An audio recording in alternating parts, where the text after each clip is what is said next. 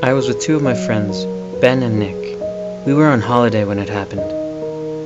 We were in an isolated part of Greece, somewhere that doesn't show up on Google Maps for some reason. Traveling down a long stretch of road in our hire car in search of the next major city to party in. After initially planning on driving through the night, we accepted that we had lost our way, and it was getting too dark to continue, so we pulled into a gas station for directions on where we could stay. The old man handed us an old brochure of a nearby village and insisted we go check it out. Since we were completely lost, we were left with no other option. Something different, we thought, but just how different we could never have guessed, as we took the next left turn and ventured into the headlight-lit darkness. The only form of lodging out there was in remote cabins, separated far apart from each other, for privacy, we guessed. The self-contained cabin had a bathroom, kitchen, a queen bed, and a single bed. All that we needed for one night. Nick won the rock off for the single bed, so Ben and I would be sharing. Nick snores anyway, so I was cool with that. One feature of the cabin that unnerved me, however, was a large, square, curtainless window that occupied the entire area of the vacant wall. It bothered me especially now because night had fallen and the light was on the inside, so it acted as a sort of two-way mirror. Anyone wearing black could easily look through the window without being noticed. We made plans to go out that night to the village bar, have some drinks, tell stories, and see where the night takes us. We discussed that we would leave the key under the rock by the front porch, and if we were to split up, whoever came home first would leave the door open for the others to get in. "Why don't you say it louder so everyone can hear where we hid it?" Ben joked. To which Nick found the pleasure in yelling it at the top of his lungs.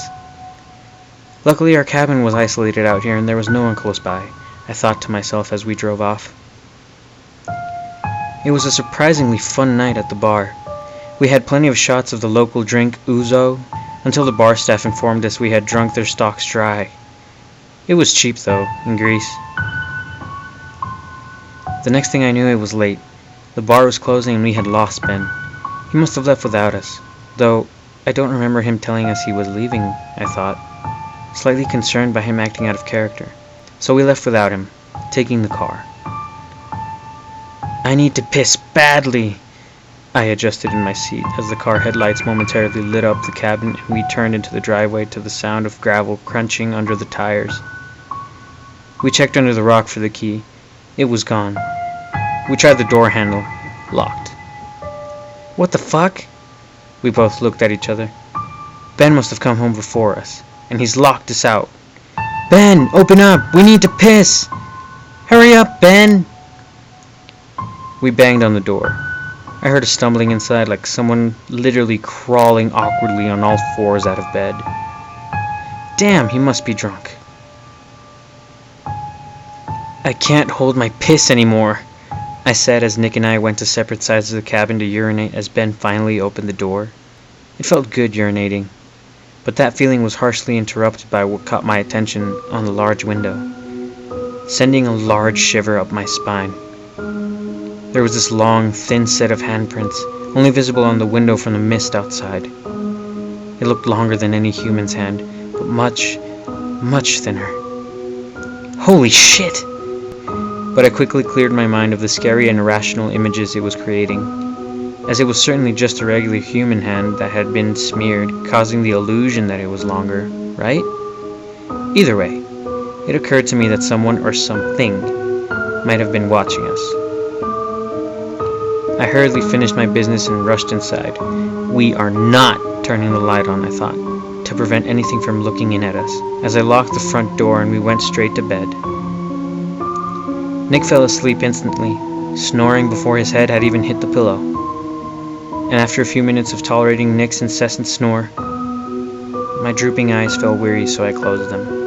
As soon as they shut, I couldn't help but get the burning feeling that Ben's eyes had opened suddenly and were staring straight at me, menacingly. My body rose in temperature and my heart beat quicker as I sensed this, as if Ben was holding his breath, vision fixated on me angrily through the darkness. Sorry if we hadn't gone home with him. Jeez, why would he be so angry? After a few minutes of calming myself from this irrational fear, I drifted off to sleep. Open up! You said you wouldn't lock it! It grew louder. Open the door! It's fucking cold out here! This was the single scariest moment of my entire life, and the most paralyzing sensation swept over my entire body. It was Ben at the door. Suddenly there was a movement in the sheets next to me. Something stirring. I got up faster than I ever have in my entire life and ran to the door. Nick had awoken and come to the same horrific realization as soon as me. Right behind me and kicking the door open and fleeing outside to the car. Not once did we look back. I started the car and beckoned Ben to follow, but he didn't know what had happened. Still facing into the room, he turned on the light to see inside. This was a true story. It really happened. You can ask Nick if you don't believe me, but I wouldn't ask Ben. He doesn't say much anymore after the incident, and whenever questioned about what he saw that night, his face turns pale and expressionless, and he will immediately shut the nearest curtain.